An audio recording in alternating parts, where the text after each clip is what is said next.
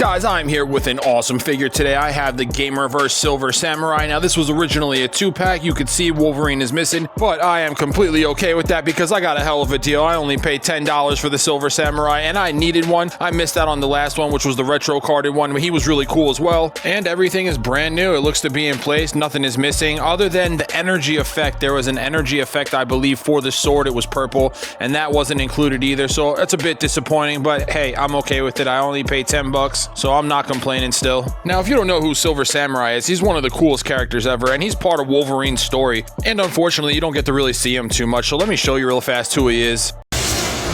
Dareda, mutant. What are you doing here? The name's Logan, and I'm cutting trees. Omaiwa, Dareda. I am called Silver Samurai. The people of this province know to fear me. So now that you got an idea who he is, let's get back to the figure and take a closer look at him. He was from the Gamerverse, this figure.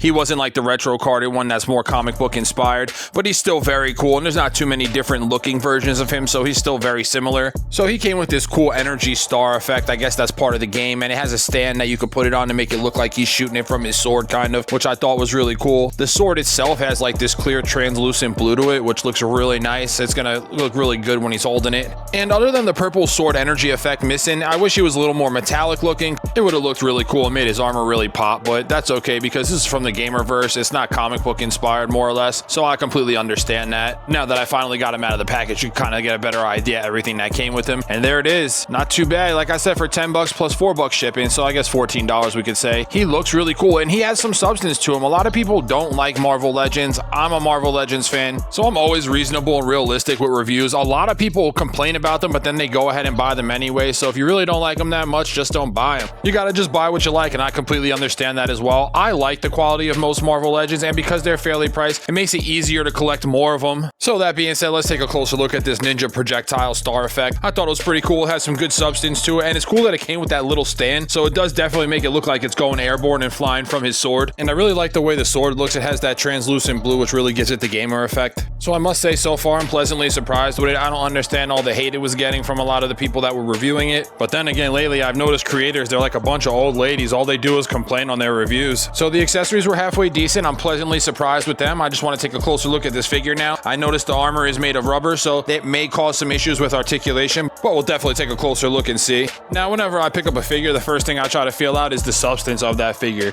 Did they use enough rubber or plastic when they made this figure to make it feel like you got your money's worth? And it definitely did with this figure. I wish I would have had the Wolverine to feel him out as well, because this 2-pack was $62.99 if you bought it when it first came out, which is quite expensive, or at least I feel like it's quite expensive for 2 figures. The suit of armor is that soft rubber, and I did notice that it looks like the shoulder pads could possibly pop off, which would help with articulation at least. I don't know how it would look, considering he is a samurai, so he does need his samurai suit. He wasn't pinless, which was kind of disappointing considering we've come so far. I think every figure should be pinless. He had the double jointed knees and elbows, which is great for posing.